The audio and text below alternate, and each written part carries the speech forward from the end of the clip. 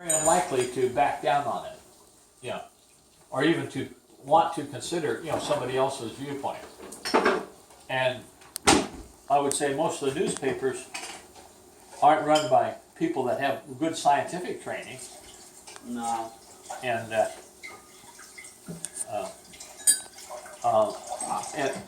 and the other thing is, when the government controls the funding for the grants and stuff to these agencies and universities, they don't come against what they know the government wants to hear. No. There's very few, and a scientist like the climate scientist at OSU, Oregon State University, he was saying, hey, wait a minute, this doesn't seem to be right. Well, they got rid of him. Yeah, just you remember your own testimony, yeah? Yeah, exactly. When I was working for EPA. And see, my experience, you can't be a truth seeker and work for these agencies, because the agencies are always... Paradoxically, the scientists can be more real scientists in Soviet Union, in Russia, than in the States, because they get their paycheck. They live in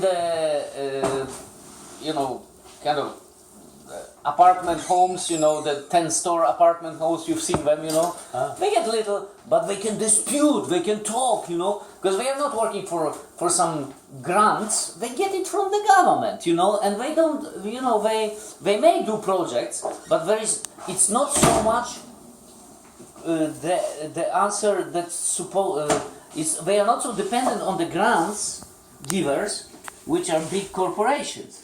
They work for science sake.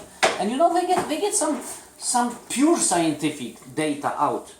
The only problem is that it does not get here very much. But if you know Russian or know Polish, they are more advanced, in studies about water and those not typical things or not money-making things than the West.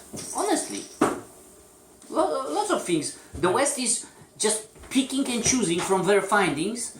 And applying the things that you can patent and you can make some machinery from, or whatever benefit. But they are for science sake, and these are on the West is for business sake. You're not scientists. You're worker, business worker. But not purely just for truth about facts. No, so that's the way. Paradoxically, this is how it works.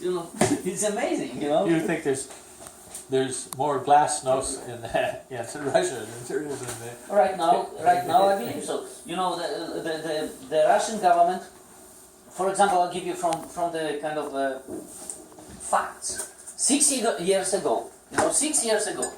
Okay, 6 years ago. Right. Putin made special edict, that everyone who wants, almost everyone, can get from 1 hectare up to 5 hectares for free from the government. And that'll be his, without any payments, without any taxes, endlessly. And it will be, his children can inherit it.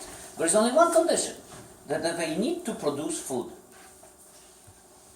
So they decentralized, by this one edict, they decentralized the food sources and like it used to be this huge government communal.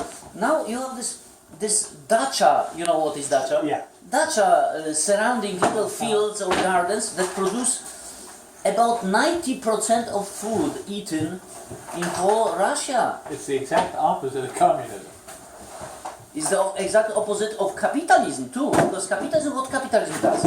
Capitalism is in a way like communism because it's concentrating the power. The bigger swallow the smaller businesses, and then you get this international Mongols trying to control totally and swallowing up even the little things coming out. Okay. So here you have what's the word?